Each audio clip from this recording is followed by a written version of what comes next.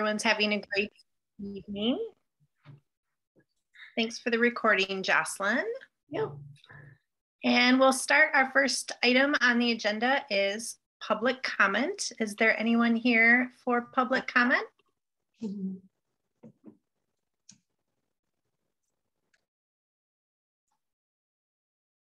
All right, so then we'll move to our approval of the minutes from our October meeting.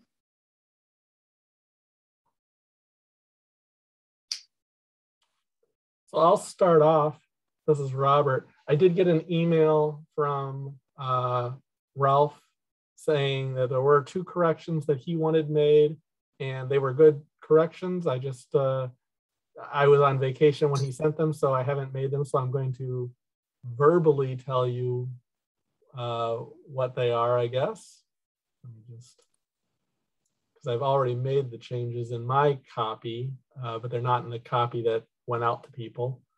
I believe there's one section, let's see, under it's related to the bookmobile. So let me get to that. I think it's on the next page there. So it's under section 4. Robert Burke asked if a bookmobile might be electric. And he pointed out that Jocelyn said that there were some of the questions that would need to be answered prior to any decision.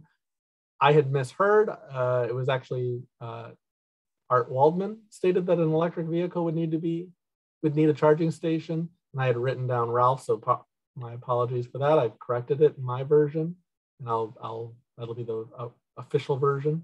And then if we go down to committee updates under development, it says. The second paragraph, Ralph Zano noted that the Friends are still determining, and he pointed out that that was something that Jocelyn was reporting on for that last meeting. So I've corrected that as well. Thank you, Robert. Any other changes that should be made to the version that becomes the official approved version as of tonight?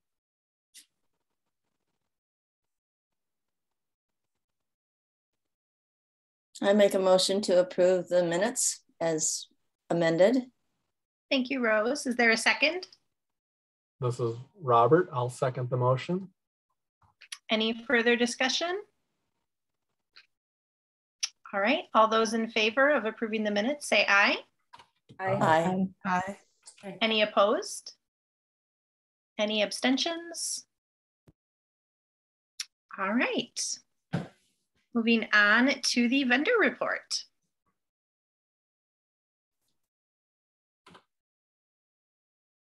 All right, did everyone get the email with this afternoon? Any questions I can answer right off the bat? I just want to share that I didn't get that report. You didn't? Okay. No. Well, we'll give you some extra time to look it over, Teresa. I think I just replied all to the email Jocelyn sent out. Did you get her email as well? Okay, maybe we have an older list. So you didn't get board materials at a time? Right, and that's why I'm mentioning it, because probably it was a list that didn't have my name on it. So okay, that's fine. I pulled up the agenda and I'll take a look at this, but just for future. Yeah. We might have had an old list. Thanks for letting us know, Teresa. Sorry about that. I just switched my email providers, and I'm guessing that some of the lists didn't transfer properly because you're not the only person who didn't get an email from me recently. So thank you for letting me know, and we'll get that corrected for next time.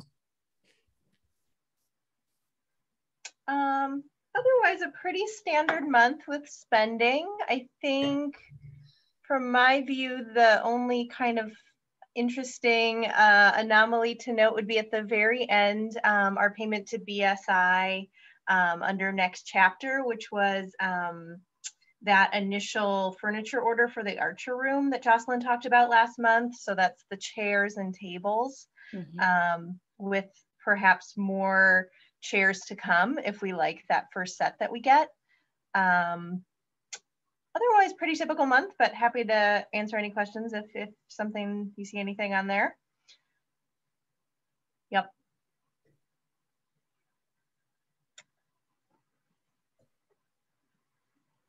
All right, do we have a motion to approve the vendor report? So moved.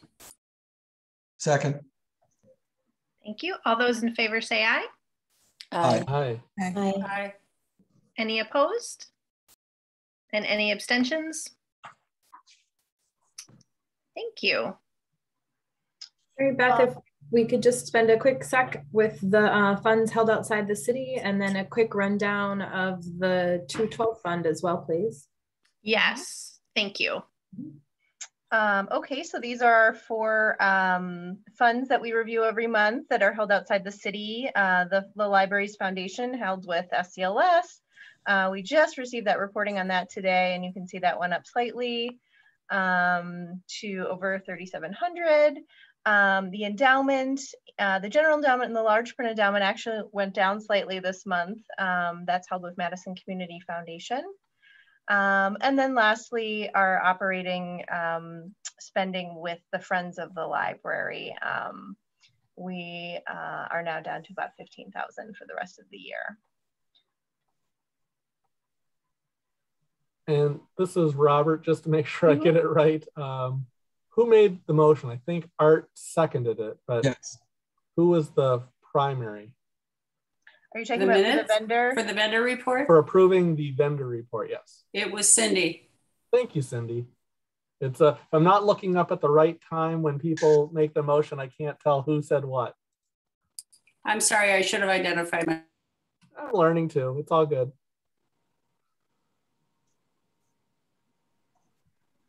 And also with this, no significant donations that came in to note in any of these funds this month. Any questions on this? Comments? Okay, just for your review.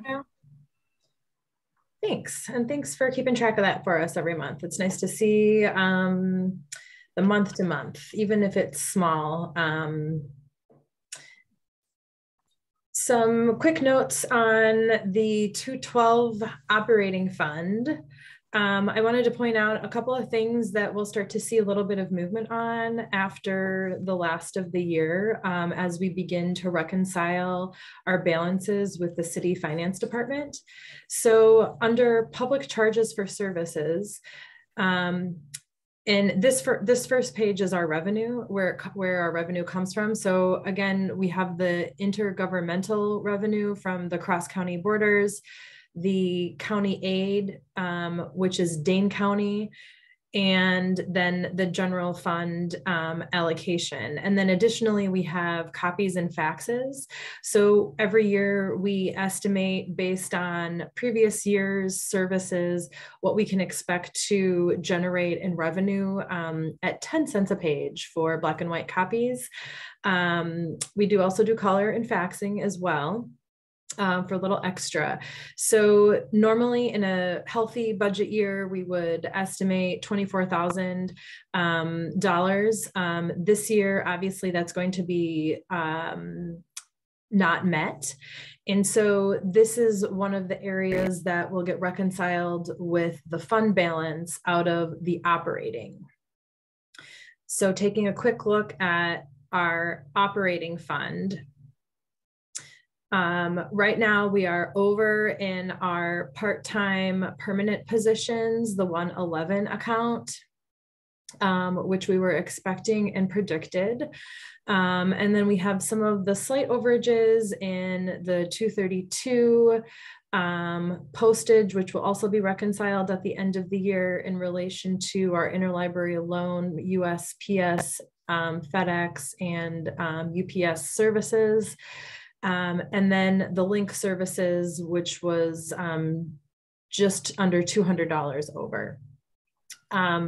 So the budget, as you can see over on the right, this is a quick snapshot that I like to look at each month before diving into each of these accounts, just to give you a feel where we're at in terms of expending. So we're getting close to that 75, 80% spent out in most of these accounts. The last three accounts, 800, 850, and the 998. Please disregard those. The personnel contingency was, again, for the adjustment to department heads, base salaries, and to fix some market rate adjustments. That's already been taken care of. The capital use of fund balance is an in and out account for what we were spending with next chapter, which is messing up our balance here. And then capital outlay was already transferred to the next chapter. So these last three accounts are all zero, but it's still showing in our year-to-date and unexpended balances. So we'll get that cleaned up as we begin to reconcile and balance the accounts. We will be meeting as a management team on Monday to discuss some recommendations for the library board for the use of fund balance.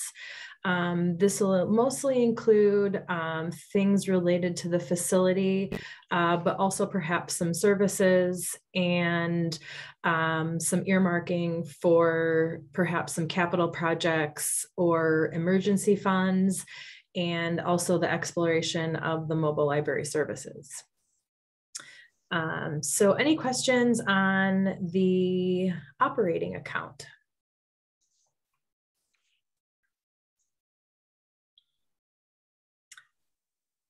All right, hearing none, the last thing I'll point out quick is the very exciting 490 programming account. We will be working with the Friends to expend down the balance that was allocated and carried over for programming from 2020 into 2021. And then we'll start to spend and pay for essential services of programming out of the operating fund, which is a big shift in our mindset and our priority funding, and is really in line with our equity efforts in terms of transparency and putting our assets where our priorities are. Thanks, Mary Beth. Thank you, Jocelyn, and thanks, Rebecca, for the financial updates. There was no old business listed on the agenda, although it might be a good time to remind everyone of Jocelyn's email. And Teresa, we'll make sure you get a copy because you wouldn't have gotten this either. With the board biography information. That's always a fun thing that helps kind of build our board and getting to know each other. We typically have then assembled those and been able to share. So I know Jocelyn sent out directions, and for those of us who've done them before, if you'd like to use the same one or if you'd like to update that, you can send that to Rebecca. Art, I see your hand is raised. Yes, under old business, could we follow up on the issue about the busing problem with access to the library? Last meeting, we talked about that. And I think, Robert, you were going to check with somebody about that. Do we have any follow-up with that? I have a little bit of follow-up, not any clear direction yet. We were asked by the city of Madison to kind of sign some agreement, I guess I'll call it, that's between the city of Madison and I think 5 or 6 outlying communities, Sun Prairie, Verona, Fitchburg, place, you know, well, not sure about Verona actually, Middleton, and a few others, to say how we're going to spend our money with the city of Middleton's, busing, transport system, and they're trying to do things like spread out the payments over a 5-year period, so there won't be these spikes that we've seen from various years or whatever. So the question I asked is, well, what are we getting for this money? What we're hoping for is actually more service within Middleton to go from like outlying areas to downtown and vice versa, as well as the ability for these buses to take, individuals between Middleton and Madison, which is what Madison's primary interest is it's their buses. They want to take people to their downtown. Right.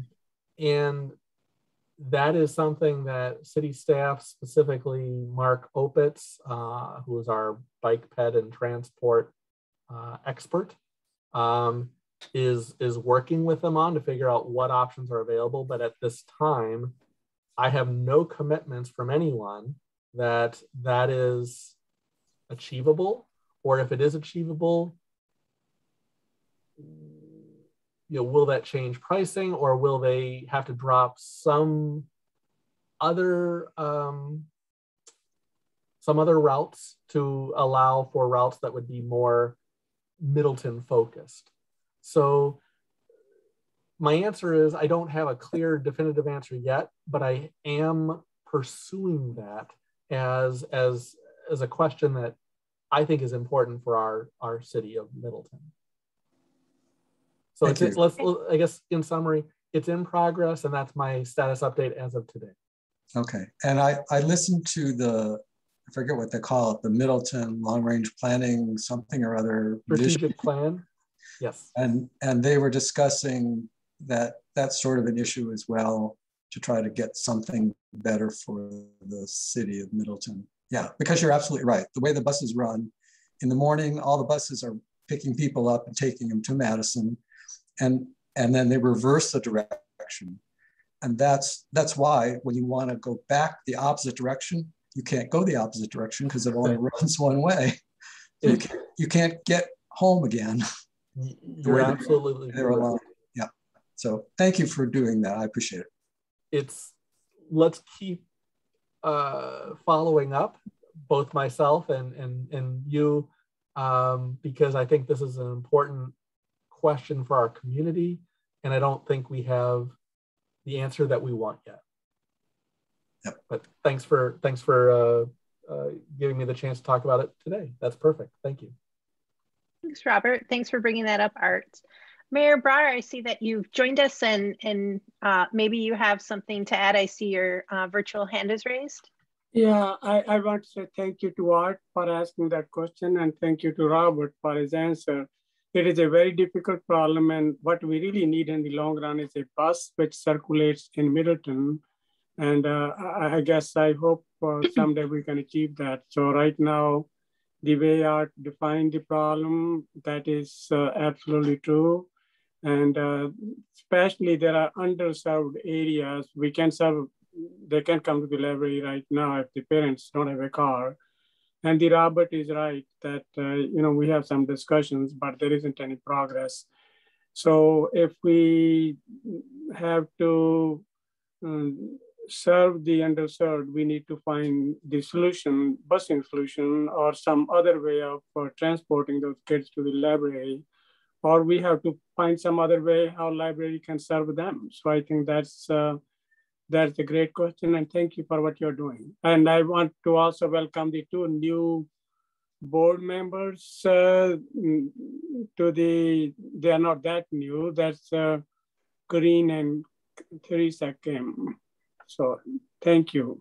You guys, every one of you are doing a great job, and thank you for that too. Thank you. All right, so with our committees on hiatus now, taking a pause, there aren't any updates unless there's anything you want to add, Jocelyn, for the committees. Otherwise, we can move on to the liaison updates.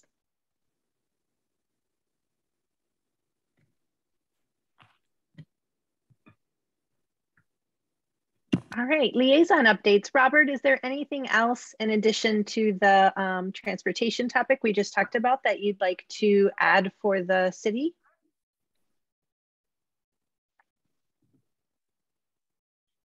I think you are on mute. I did, thank you. I did that so that you wouldn't keep hearing me clicking on my typewriter keyboard, but then anyway, thank you.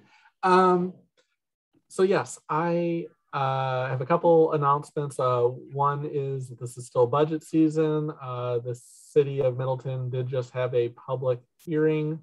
I believe it was on November 4th, possibly. But 3rd or 4th, something like that. My understanding is there was not too many changes being requested from kind of the earlier plan. So there might be a little bit of tweaking, but basically the budget that was predominantly shown in like the newspapers recently probably won't change too much before it would go for approval on November 16th, which is our next city council meeting. The other thing I wanted to pass on to this group is I did actually just announce my non-candidacy for the next election, which will be April 5th. So I am still here on the library board. I am still a common council member or an alderperson for the rest of this year and the first 4 months of next year. But due to things that I need to deal with in my own life and my family's life, I am not seeking re-election on April 5th. So hopefully we will get some great candidates who would want to represent District 2, and then that will probably change which alderperson will be attending these meetings starting in April or May. So I just wanted to give this group a heads up as to that situation. And I'm happy to answer any questions or if there's other things going on at the city that you want clarification on, I'll do my best to answer those questions as well.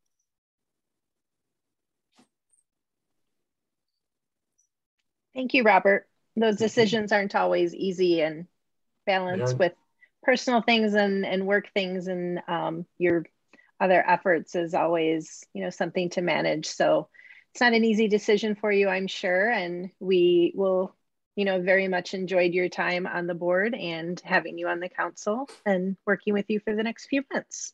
Absolutely. Thank you very much. Updates from the Friends group, Art? Yes, the Friends met on November 1st. They meet the first Monday of each month at 7 p.m. They're still busy with organizational and structural issues.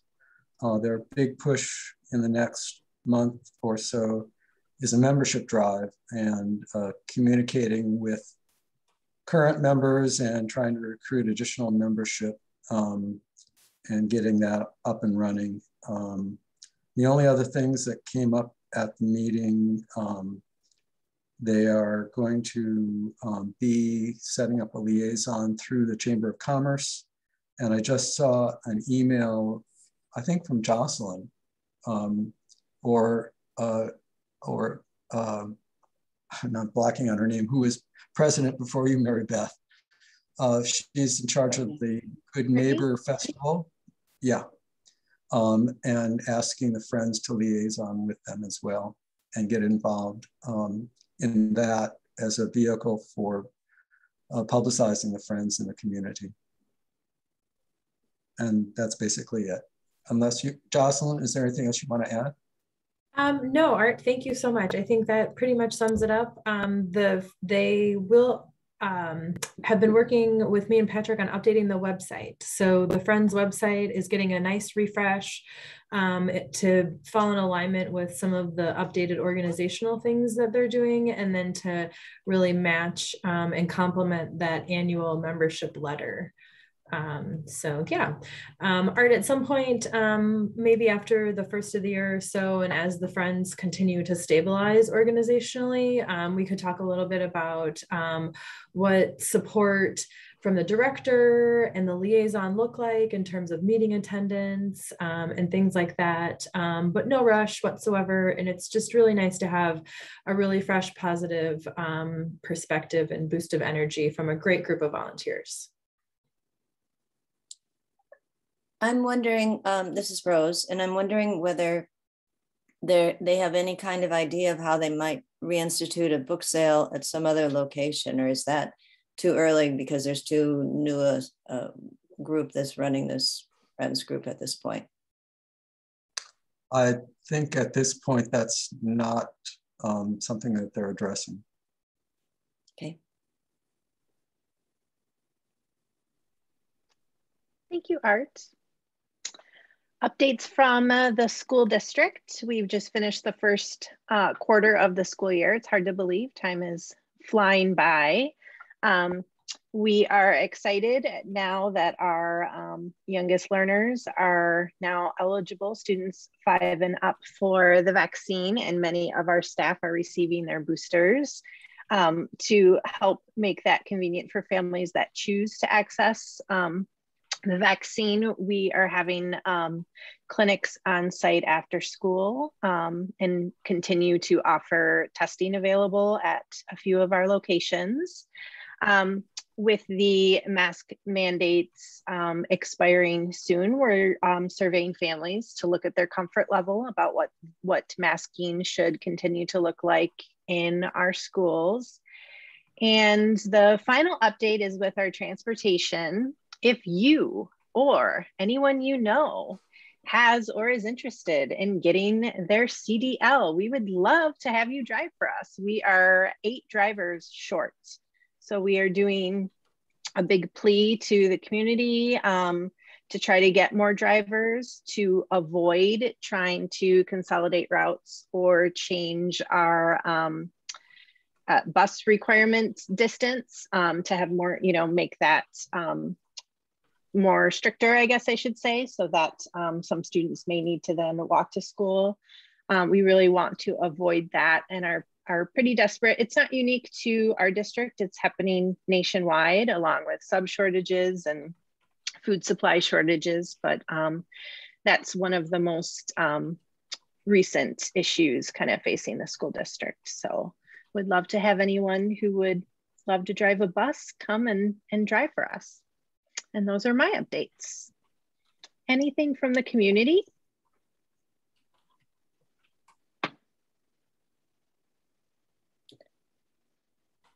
Perhaps worth mentioning downtown that the Stonehorse Green project is going to bid and looking like construction will happen over the course of a minimum of 5 months in 2022.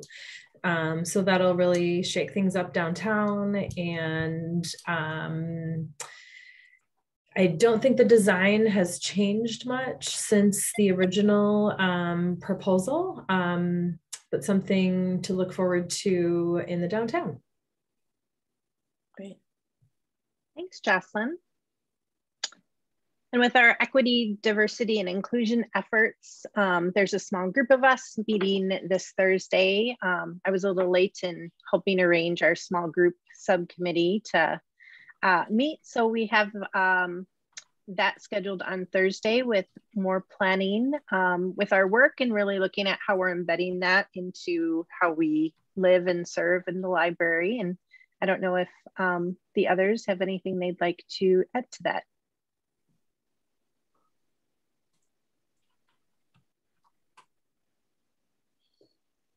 All right, so more to come. We'll do an update at our next meeting following our planning meeting on Thursday. Jocelyn, update time, roadmap report. I love those pictures. All right. We had a lot of really great pictures to choose from this October. It almost felt like a regular month at the library. We were back up with our programming numbers. We're starting to add more in-person events to the meeting rooms. One thing that I did neglect to put in the report, but we'll have hopefully a big update in December, or for sure in January. We are updating the technology in the Archer room. And so we're kind of waiting to hold off on that furniture delivery and then the tech upgrades before we really open up reservations to the public. And then we also need to learn how to use it. So that's kind of our trigger point for really offering that service again to the public, which is the last thing that we need to get back to. Sunday hours is still on the table, and we'll be evaluating our staffing and budget as we get into the new year. And then this is going to be Sundays year round, hopefully permanently, will be a big thing that we'll discuss as part of the 2023 budget cycle. So in the area of community partnerships, we had a lot of fun at the senior center and at parks and schools this month. We did a combined effort at Lakeview Park with Parks and Rec and the youth center for a not so scary Halloween. There was over 300 people during the time that the library was there. And this was a really great combo effort, and also fell really nicely within the fall break for the school district. So the students throughout Middleton had 3 days off, and this event was held on a Friday afternoon. So by Friday, parents were really ready for something fun to do to get out of the house. Great turnout. We hope to build on it for next year. We are working with continued audits of our collections. You'll start to see in the library a little bit better and deeper offering with our holiday books. We're able to do this because of better utilizing the storage space that was previously used book storage. We have a whole wall actually dedicated to holiday books, and we turn these over. So we're only bringing up the recent holidays and then swapping them out. This has saved a lot of room in the stacks, and then we're able to really buy more of a breadth and depth to the collection that better represents all holidays and all people within our community. As part of the ARPA surveys through the South Central Library System, have identified about a dozen libraries within the South Central Library System that are interested in exploring options for mobile library services. So this is going to be a big project for 2022, and I'll keep everybody updated as we move forward, but there's a lot that's involved with cross collaboration and also the possibility of combined order for any kind of fleet vehicles that we want to do.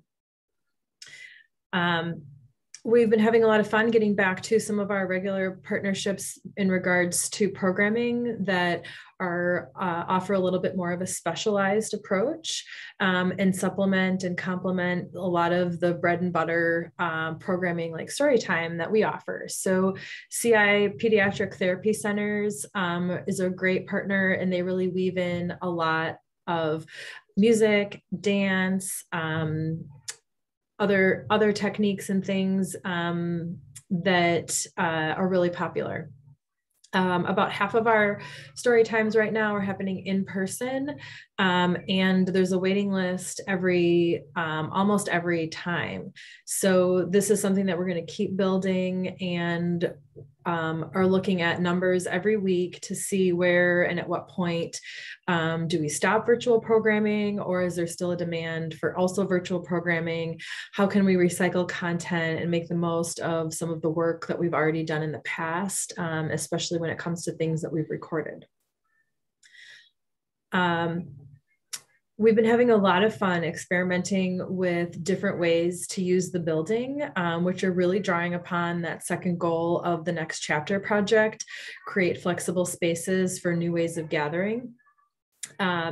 If you grew up in the late 70s and 80s, you may or may not be a fan of the role-playing game Dungeons and Dragons. It's made a big comeback as most things 80s and 90s have with the younger generation right now. And Kelsey, along with support from Lori Bell, our head of the Youth Services Department, has been offering weekly games. And these are really well attended. They are out in the open area. So another great example of the open areas throughout the library being used as social spaces. Right now I can hear some kids on the computers having fun. We're really trying not to shush people and encourage conversation and connection in the open areas, and then really designating quiet spaces to spaces that we can actually control the volume in, which is the MAC reading room and the local history room. We get a lot of really amazing compliments and feedback from patrons about the D&D and the Minecraft and the coding clubs for kids.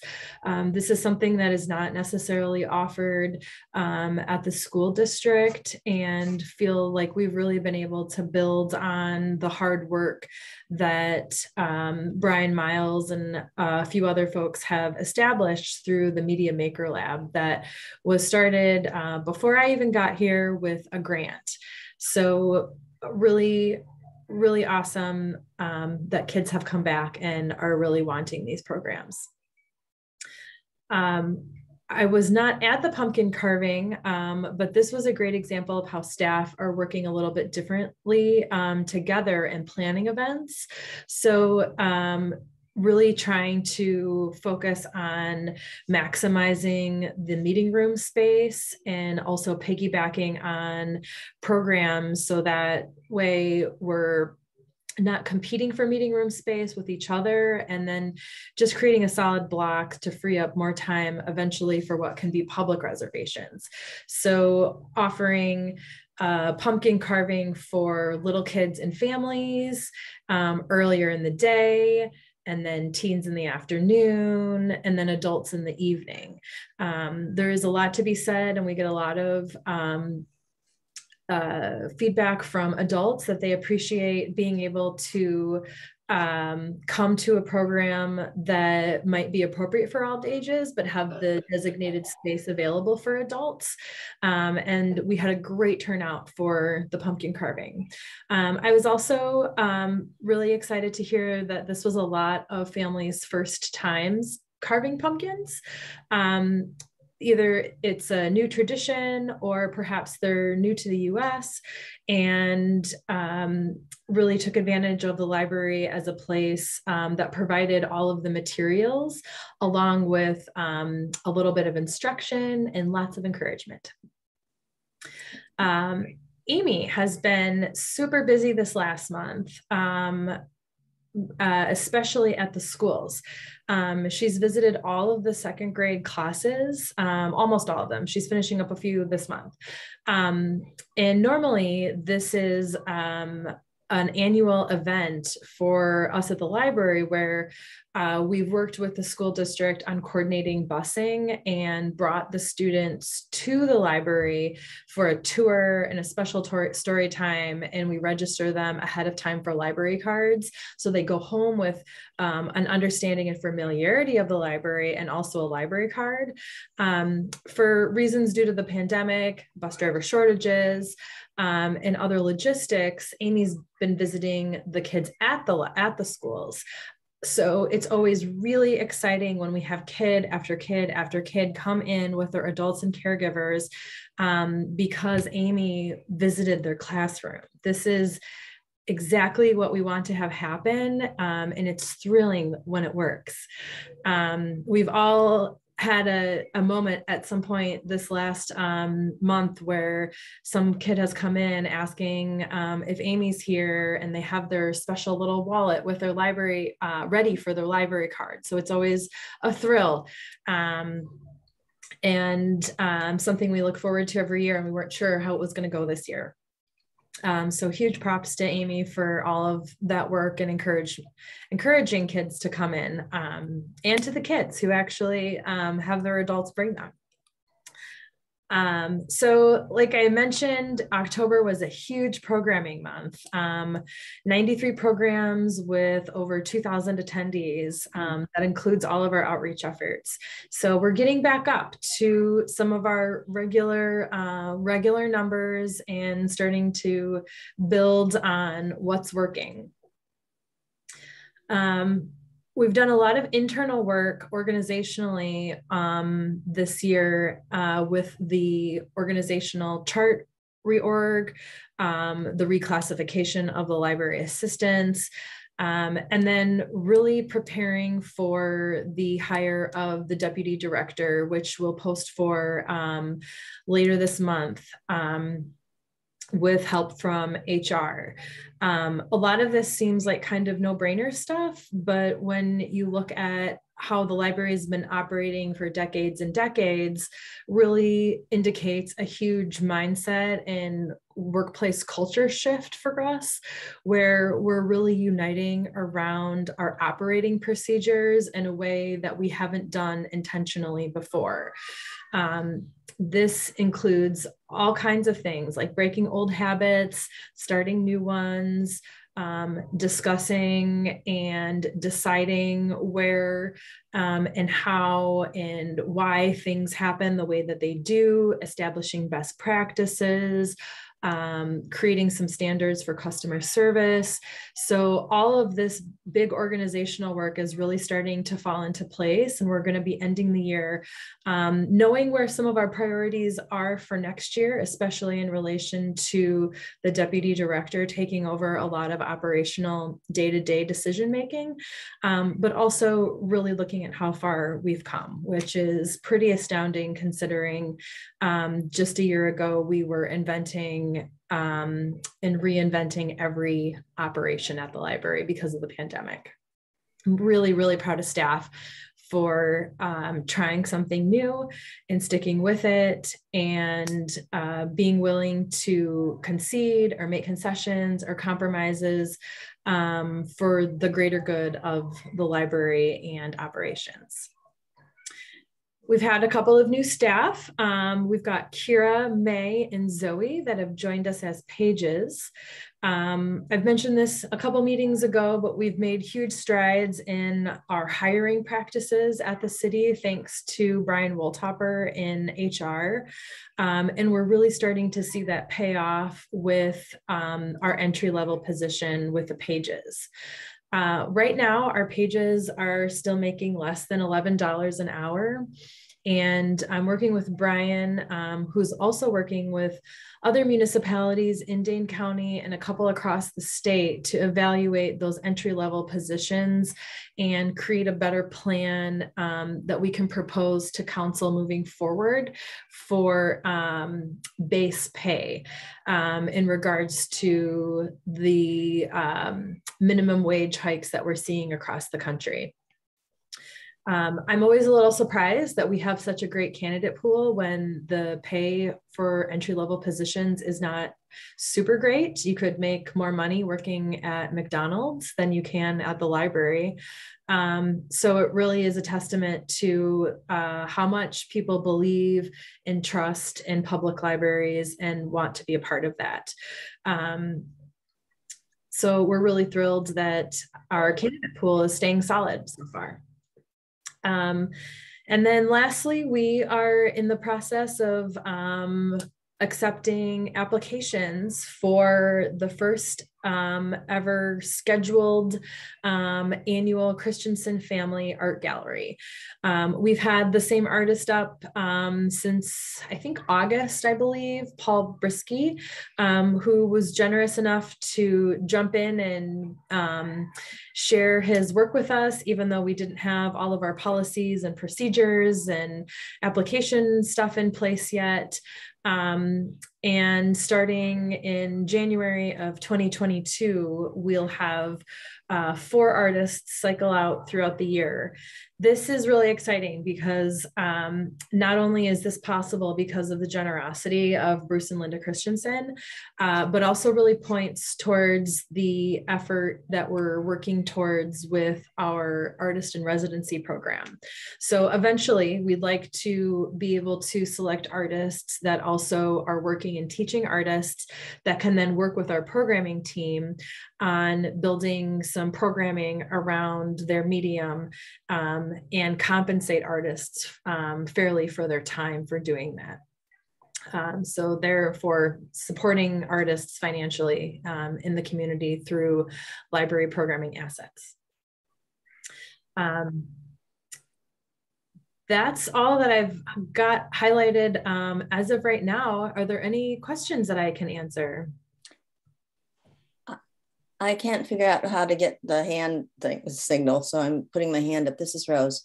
I'm curious about the students who came in with their application for a library card, and I wonder if there's any way we can figure out how many of them have come from the more low-income areas, or how many of them have been children of color, and how frequently they're using those cards. I mean, it would be nice for us to have some way of knowing whether whether we've had success in getting those children to come into the library too.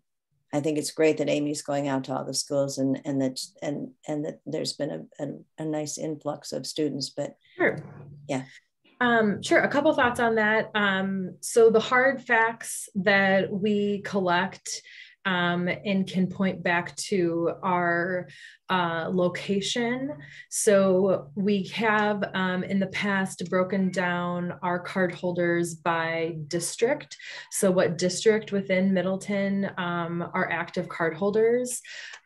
Things that we definitely should not, and will never keep statistics on are any kind of racial profiling or income demographics. Okay. So those are things that we really protect through privacy rights. We can see how if a card holder is active, and that's based on a 4-year window of time. So we can also see not necessarily individual checkouts.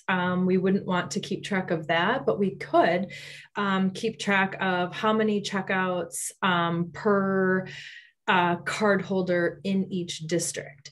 So those are stats that are pretty complicated to suss out, and I've worked with our former head of circulation and then the statistician at the South Central Library System to come up with those. The last time we did that, and I just shared these with the mayor and our city administrator a few weeks ago, was in 2018 when we last, early 2019, when we last had our combined library board, Friends of the Library Board, and City Council meeting. That was the last time that we, the 3 governing entities that support the library, got together. I definitely have that on my radar for next year, but it would be best worth my time and SCLS statisticians' time to wait until after we submit our 2021 annual report to the Department of Public Instruction. So thanks, Rose. Okay, thank you. Yeah. Another question, I think that the artist in residence is a fabulous thing that we're going to be doing on a quarterly basis. And I wonder if we ever do a thing like that with the authors in our area. And I mean, we obviously have a number of authors here in Middleton, and I know right now of 2 who have just come out with books in the last month or so. And I'm wondering if we do anything for those people. Another great question. Yes, right before we shut down for the pandemic, one of our roadmap activity goals for 2020 was to pull together a local artist showcase. Lori and Liz were working on this at one point, and we had to abandon the effort because of the pandemic. It's back on the table. in terms of discussion, but now that we know a little bit more, and we have also built up our local author collection, which is held in the local history room. We are hoping to approach this again with another concerted effort. Rebecca, I'm not sure, do you know anything more about that? Or anything to add there for local authors? No, other than it's been really fun to finally be able to showcase a lot of those materials and be able to say yes to folks when they ask, you know, can I add my book to the collection? Not only can you add it, but we have a nice display to showcase that, and just to please help us spread the word on that too. The more the merrier, for sure. It's still a new thing, so I think that people don't necessarily know widely yet that that's happening. That's great. Thank you. Cindy? Yeah, Jocelyn, I just wanted to say how gratifying it is to hear about the things that are happening with staff, the silos coming down and people working together, and no wonder people want to come and work at the library. I think it's just great to hear that, because it's, to me, such a positive change. So good for you guys. Yeah, thanks. That's really appreciated, Cindy. You know, it's definitely the invisible work. This is work that the public does not see, but whenever we work on ourselves, it's always most oftentimes the hardest work. So it hasn't necessarily been easy, but I think that we've come out the other side and at least have a better understanding now of what some priorities are that we need to focus on for next year, and have gotten through a lot of the bigger, tougher things, especially with the reclassification of the library assistants and pulling together all of our procedural things across all service desks and whatnot. So a lot of work. Thanks. Well done. Mayor Brower, is there something you'd like to add? Yeah, I do. To begin with, I want to say congratulations to Jocelyn and the staff. This is really very great report. This is really excellent. Super job. Really appreciate that. Making this transition wasn't easy, and doing this during the COVID is really even more important. So, and the second is that, you know, it is sort of interesting that something which I should have known all along. I ran into some of the mothers, and the first thing they said was that, well, the library isn't open on Sunday. So I already mentioned it to Jocelyn, and she replied, and it is, you know, that's when a lot of underserved, underprivileged, they may have a free day. And even a lot of mothers, even the other parents have the weekends off. So I think, you know, if we could close the library on some other day, but open it on Sundays, this will be an absolutely phenomenal thing. It is just, I think if I was a mother, I probably would have known this, but I just said, wow, why didn't I think of it? So it was just absolutely, it would be absolutely great if we could do that. And the third thing I would say is that I talked to some people, and I didn't know much about it, but they were very impressed with some of the new programs which the library is offering. They mentioned some, I don't know exactly what they are, but so they were really impressed with those new programs. And the third thing is that I would hope that the library board can find some way to use our Lakeview Park shelter. We have a lot of underserved, underprivileged people living in the Spring Tree apartments, and we spent $1.4 million in renovating that facility. If you could find some way to use that. And I will also ask Corinne and Ralph and Teresa that if they can find some similar area in District 7. I had talked to one talk to that one of those condos there, but there are three of you. I'm going to challenge you that you find some facility where we could have some arrangement where we could help serve the underprivileged and underserved people. Well, great job. And I'm going to have to sign up now. I got the Plan Commission meeting, but I would just hope that we find some way to open the library on Sunday so that a lot of mothers can bring their children there.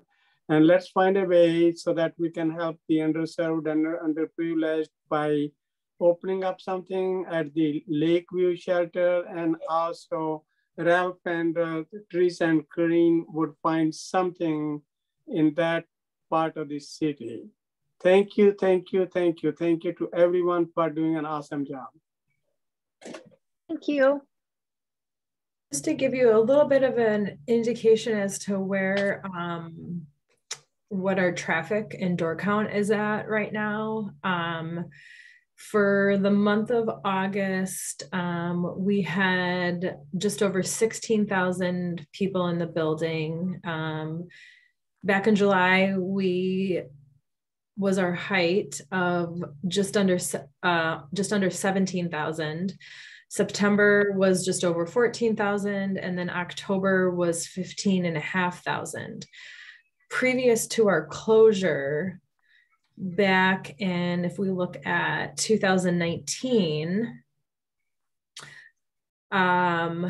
July was 35,500.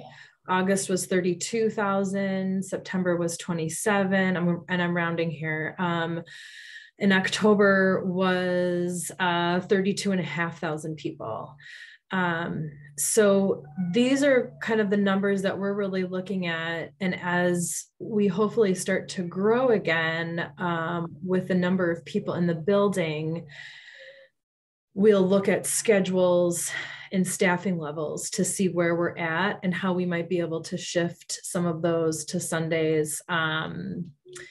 And then what it would cost to remain open on Sundays permanently year round. I haven't looked at current hours of operation across the county recently, but back in 2019, there were no libraries, including Madison, that were open on Sundays all year. So this would be a big shift in our service hours, but definitely worth the effort and something that we were hoping to achieve in 2020 or 2021 rather. So we'll get back to it. It also is interesting to see, and of course at the end of the year, we dive into all these stats, where our shift in checkouts is happening with more people using digital services. There are always some people when they start using more and more digital services, use the library in a different way. So they might not be coming into the building as much. So that's perhaps a factor that plays into this too, since we exponentially saw use of digital services increase while everyone was stuck at home. Thank you, Jocelyn. You will be the pioneer. It's good to be the leader. Thank you, thank you, thank you. Mm-hmm. Thanks, Jocelyn. Mm-hmm. Any other questions for Jocelyn?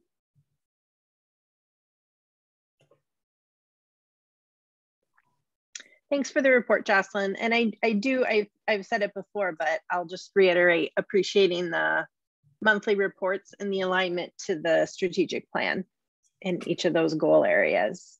So thank you. Is there any new business? We didn't have anything specifically listed on the agenda. I just have one quick comment. Speaking of library services, if you haven't tried Hoopla, you should. I have become such a huge Hoopla fan. That is a great thing to have. What aspects of Hoopla are you enjoying, Cindy? We've been talking about the different offerings lately. So I mainly use the books because I love to listen to books when I'm walking or cleaning or whatever. And there they are right there. And you can get them right now. The audiobooks, right? Yeah, the audiobooks. the audiobooks and the music are very robust in Hoopla. So something we've been trying to emphasize to the public is to check those out, especially those aspects of Hoopla. Yeah, it's great. Once I decided, it took me a while to try it, but once I tried it, man, I should have tried it sooner. And the big selling point of Hoopla is that you can download things right away. There's no wait list like with Overdrive, Libby. So give it a shot. I'm convinced. I want to get off. Yeah. I want to get off this meeting as soon as possible so I can try Hoopla. Go try it out. Sounds good. You should do it. I haven't tried movies or anything, but man, the audiobooks it's amazing. That's very, very cool. Thanks for sharing, Cindy. Well, our next meeting then is December 14th. And do we have a motion to adjourn? So moved. Second. Second, was that Corrine? Yep. Great. All those in favor say aye. Aye. Aye. All right. Thank you, everyone. Have a great evening. Thank you, Mary Beth. You too. Thanks, Mary Beth. Thank you. See you next time. Bye. Thank you. Have a wonderful night. Bye. Good night. Night.